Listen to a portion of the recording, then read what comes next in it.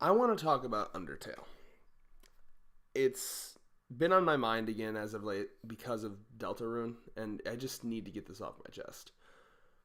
Undertale is one of the most phenomenally just written, created games, pieces of art I've ever seen in my entire life. This seems so overboard, I know, but when you really think about it, the amount of thought and effort that went into that, the amount of different, if this player does this, this happens, if this player does this, this happens, the amount of meta commentary that wasn't just meta for meta's sake, but meta to actually tell a story that I have literally never seen done before, period. It is absolutely phenomenal. And I guess I really want to just gush about Undertale. So, I was rewatching the Sans fight because let's just talk on meta on a pure level of like how meta this is. You have a boss battle with the Sans fight where essentially Sans is a character who knows he's in a game and knows that his entire existence is a game that at any moment is going to be reset. He and Flowey are the only characters besides you that exist outside of this, outside of this, they know it. You, Flowey, and him know that it's in a game.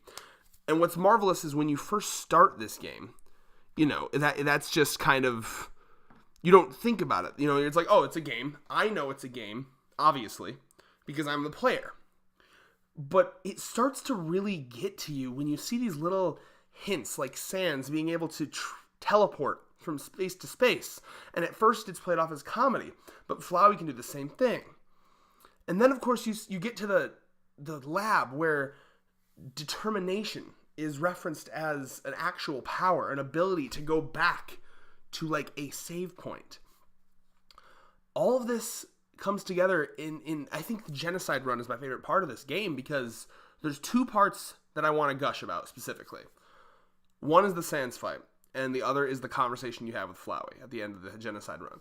The Sans fight is amazing because it tells a story that I find more emotional, or at least as emotional as like some of the best written endings to like novels or movies or award-winning blah blah blah. What happens in this Sans fight is that you see a man who is desperate to stop you and very well aware that what's coming next is complete final totalitarian destruction of his world. Because up until now, he's been well aware, like every time you reset the game, Sans knows that it's happening. And you can imagine the hellish existence that would be. Every time this happens, he remembers everything that's happened, but none of his friends do. Papyrus, his brother, gone. Memories, gone. Undyne, gone. Every single villager, gone. And this actually means something because unlike other RPGs, Toby Fox gives every little fucking character, even down to the tiniest, bullshittiest NPC, a quirk, a personality, dreams, aspirations. There's one that is a failing comedian that wants to appease his dad. And this is why it means something when you kill them or you don't. Now in the genocide run, he kind of, the conversation he has with you in that fight, he kind of opens up to why he's so lazy. This whole time, that's been kind of a joke with him. He's lazy. And you see through pretty subtle dialogue that he's like, I found it very hard to want to do anything when you know nothing matters anymore. And that makes sense. When you're aware that your entire timeline can be reset at any point in time, of course you wouldn't want to try anything. Even getting to the surface doesn't appeal to him anymore. Living his life doesn't appeal to him anymore. Like doing anything. So his little funny quirk that originally started out with just, it's funny because he's lazy, it becomes this deep, holy fuck that's dark towards the end. And the only thing that drives him to finally fight you, and you see how powerful he fucking is, it's implied that he's some sort of time agent because he's been traveling from timeline to timeline trying to stop this shit. The only thing that even drives him to try to stop you in this moment is the fact that, and you don't know this when you're first playing through, he says, seeing what comes next, I can't afford to not care anymore. And what comes next in a genocide run is that you basically completely annihilate the timeline because Chara just wants to destroy every timeline and every reality. So his desperation to stop you is one of those beautiful things I've seen, and on a phenomenal meta level, because essentially since he knows you're a player, all he needs to do is get to a point where you're not going to reset over and over again. What he wants as an in-game character is for you to leave the game alone. Close the game, stop playing it, and let people just live their lives. That's what he wants. Every time you reset the game, every time you restart or delete a file or anything, it fucks with their world. So the fact that the point of him is to be such a hard boss battle that you stop playing the game. And that this comes full force near the end, where basically he puts you through a rage quit inducing boss battle, and then towards the end, his whole thing is, I'm just not going to do anything. You're going to sit at this screen, I'm not going to let you get to your turn, or I'm not going to let you hit the fight button, because we're just going to sit here for the rest of the time, and eventually you'll get bored, and you'll quit the game and never come back, because that's what he wanted. That is meta on a marvelous level. And this goes even further with the conversation you have with Flowey in the genocide run, where Flowey kind of calls you out for being a player. He basically makes what every player in every video game, especially completionist players, what they do, he makes you feel like you're a psychopath. He calls you out. He essentially goes on this rant where he's like, hey, because he has determination too, which is the power to basically, go back to save points. It's basically like save states in real life. And the way he describes it is, hey, when I first got this power, I would go back and I would try to help everybody.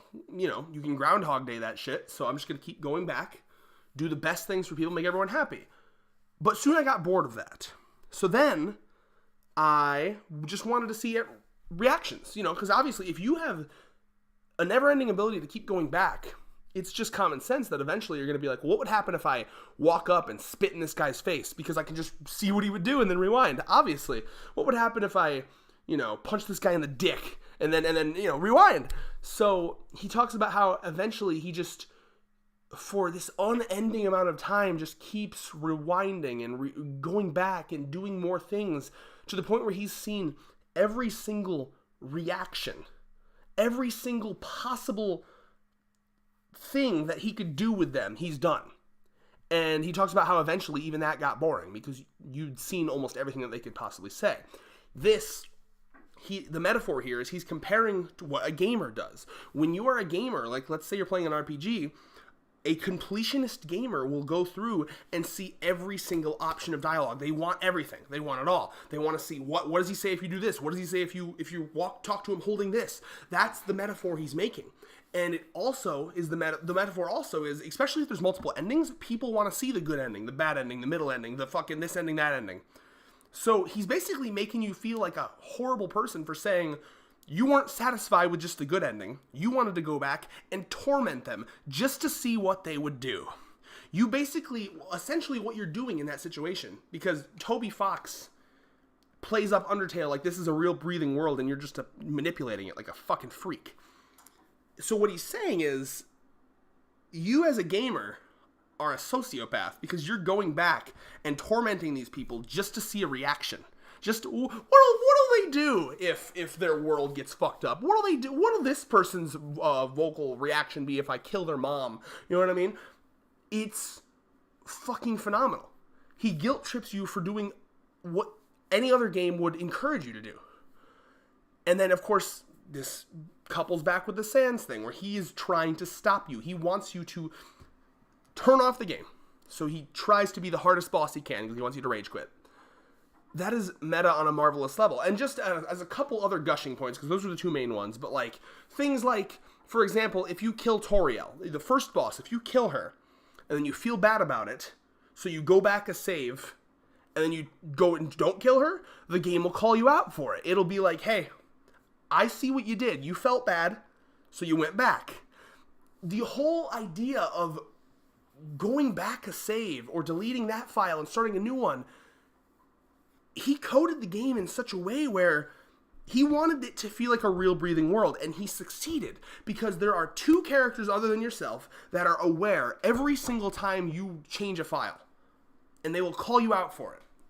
That is a marvelous way to make the game feel real, and because he did that, never in my life have I played a game and been more invested. Never in my life have I played a game and been more fucking terrified. When I did the genocide run, I had no idea what was coming. I literally could not play it during the dark. I had to wait till daytime because this is a game that fucks with you so much, to the point where it feels like you're actually messing with real shit. And obviously you know you're not, but it's like you don't know what's coming. And it was just, the more I look at it, the more I rewatch battles and reread the text and look at the amount of different text options, I just had to film this and say, Toby Fox, you're a goddamn genius. This is a game that is groundbreaking in every way, even 3 years after it's come out. And I just can't help but marvel at just how fucking amazing it is. So, try your best to ignore the shitty fandom. Don't let that ruin it for you. Because yes, the fandom is cancerous. This game is genius. There is no other word to describe it. It is a work of fucking genius, and it should go down in history as one of the best video games ever made.